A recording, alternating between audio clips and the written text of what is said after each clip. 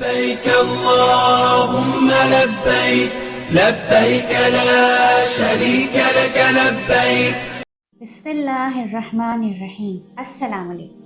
آج کی اس ویڈیو میں ہم یہ جانیں گے کہ وہ کون سے کام ہیں جنہیں حج کے دوران لازمی کرنا چاہیے اور وہ کون سے کام ہیں جن سے ہمیں بچنا چاہیے تاکہ ہمارا حج بغیر کسی پریشانی کے مکمل ہو سکے اور رحمتوں اور برکتوں سے بھی بھرپور ہو.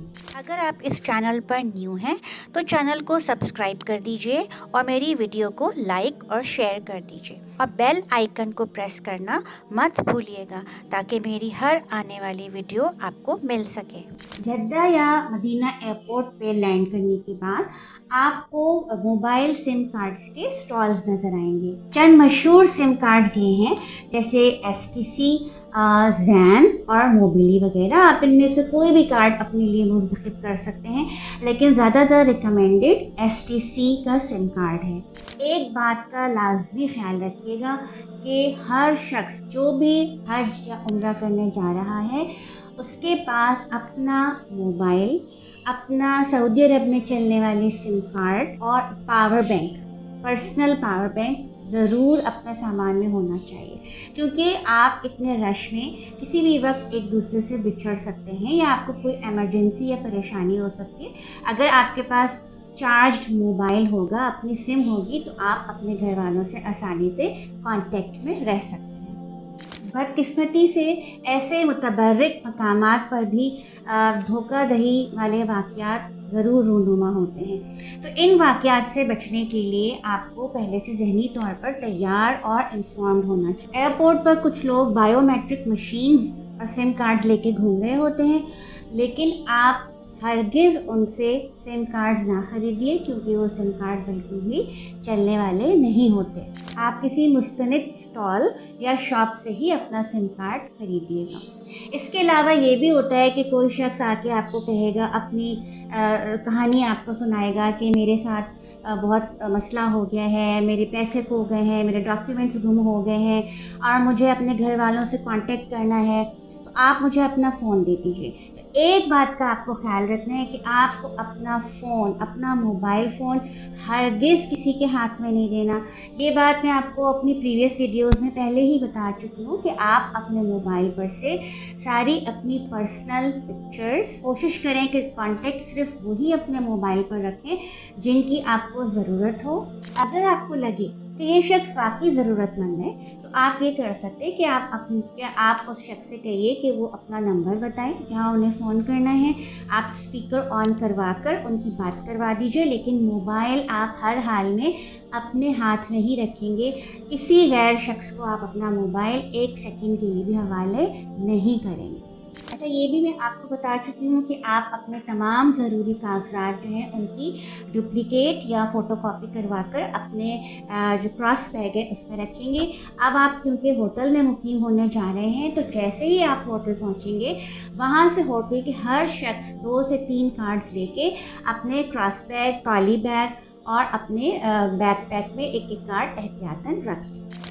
اپنی پریویس ویڈیو میں آپ کو پیکنگ سے متعلق مکمل گائیڈ لائنز پرووائڈ کر چکی ہوں، جس میں نے یہ آپ کو بتایا تھا کہ آپ منی کون سا بیگ لے کے جائیں گے اور اس بیگ میں کیا کیا چیزیں ہوں گی. اس کے علاوہ جب ہم مزدلفہ اور عرفات کے میدان میں جا رہے ہوں گے تو اس وقت آپ کو بیک پیک لے کر جانا ہے.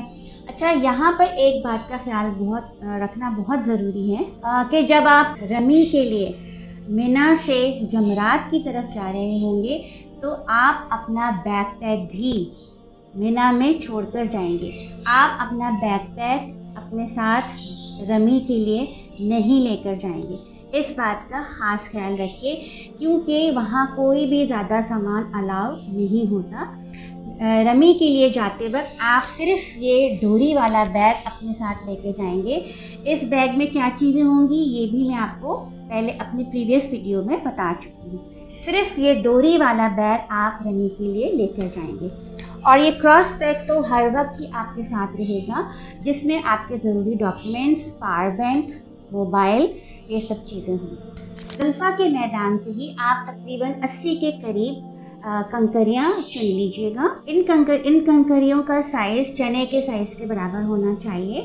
इनको आप किसी भी शॉपर में या बॉटल्स में रख सकते हैं, लेकिन इनको धोने की बिल्कुल भी कोई ज़रूरत नहीं है। याद रखिए कि हज के दौरान शदीद गर्मी होगी और आपको काफ़ी ज़्यादा पैदल भी चलना होगा, तो इसलिए आप पानी का मुनासिब इस्तेमाल मुस्तकिल करते रहेंगे।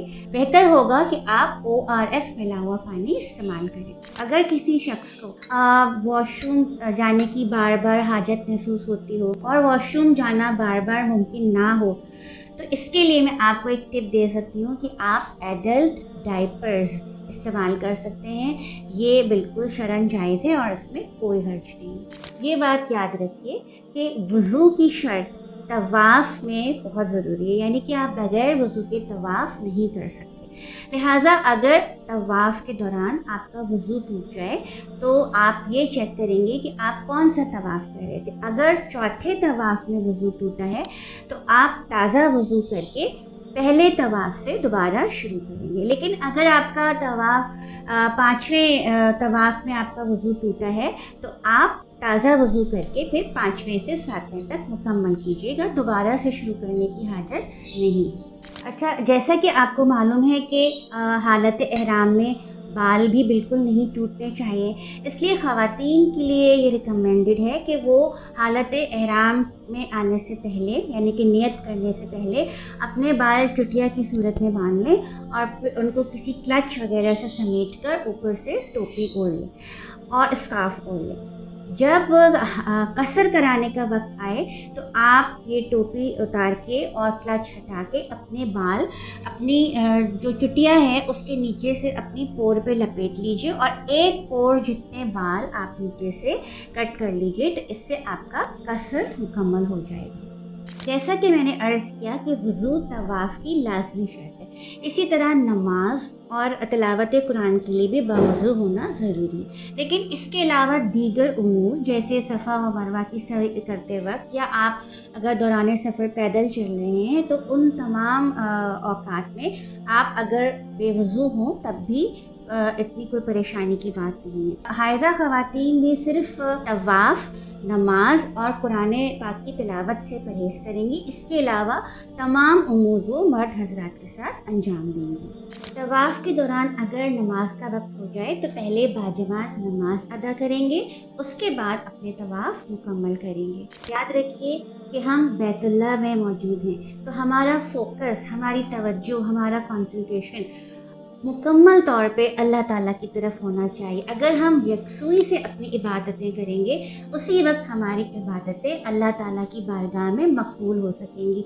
तो ऐसे औक़ात में सेल्फ़ीज़ बनवाना या लाइव वीडियोस पे कॉल करना या कोई फ़ज़ूल बातें करने से आपकी इबादत में खलल आ सकता है, तो इन तमाम चीज़ों को आप अवॉइड करें। अगर तवाफ़ के दौरान शदीद भूख का गलबा हो या वॉशरूम जाने की हाजत हो तो इससे तवाफ़ मकरूह हो जाता है। पहले आप इन ज़रूरियात से फ़ारिग हो जाइए, उसके बाद अपना तवाफ़ मुकम्मल करें। याद रखें कि हज का सफ़र सऊबतों से और मुशक्क़तों से भरा हुआ होता है, लिहाजा किसी मौके पर अगर किसी काम में देर सवेर हो जाए या कोई काम आपकी तवक्कुआत के मुताबिक ना हो तो सब्र व तहम्मुल का दामन हाथ से बिल्कुल ना छोड़िए। किसी लड़ाई झगड़े और गालम गलोच या फस्को फजूर से अपनी ज़बान को और अपनी इबादत को आलूदा ना कीजिए।